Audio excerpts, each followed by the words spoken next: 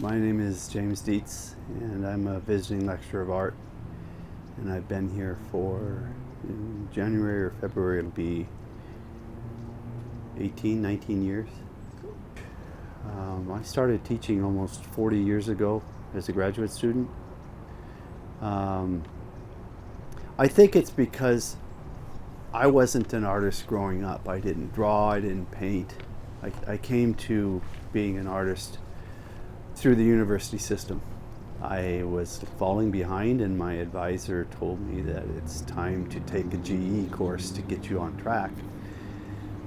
And so I took drawing, and most of the students in the class were art majors, and I had never drawn before because I didn't draw as a kid or anything like that. But what happened was I figured out that I was pretty good at organizing.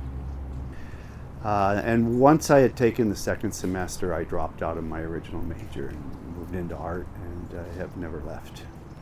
You asked the question earlier about how has my teaching changed. I've always had critiques, but they've become a little different over the years.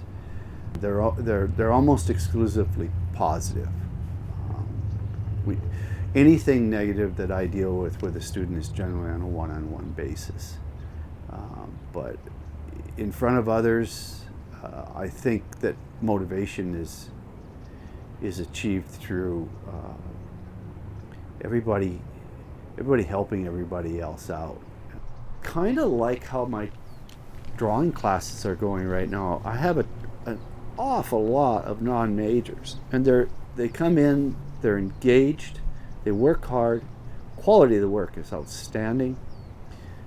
It's getting to the point where they've learned we still have a few weeks left in the semester, and usually you've got it designed so that it culminates at the end. But they culminated weeks ago. So now they're just getting better and better and better. Success is working sometimes individually with this as a mentor for a student and watching them leave, go off to a fine school.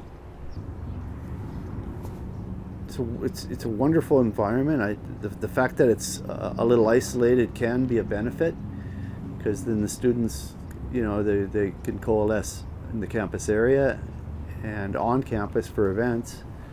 So everything has a positive, everything has a negative. But to be perfectly honest, you guys know me. I mean, I don't veer. It's go back to work. Even in class, it's like there isn't chit chat. There aren't. The upper division classes, sure, you can have your personal music, but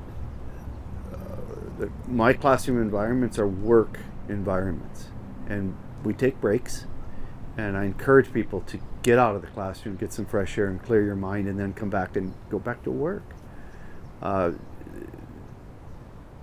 Again, one of the problems with the arts is that people somehow have this idea of that it's a type of a babysitting environment where you go in and do what you want, and the art teacher comes around every once in a while and says, tries to act all esoteric, and what it really is you have problems to solve, and you need to solve these problems. Like today we're working on this basic perspective or something. You need to solve this problem, okay? Or you need to learn how to measure, visually measure three dimensions to 2 dimensions and put it down accurately. Those are my biggest concerns, are basics. The rest of it kind of takes care of itself. I'm a painter because painter is color and painter is fluid, and painter is this, painter is that.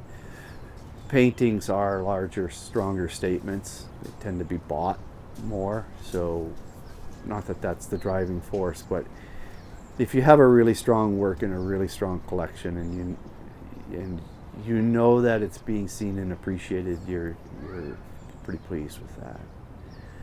But drawing, I always go back to drawing.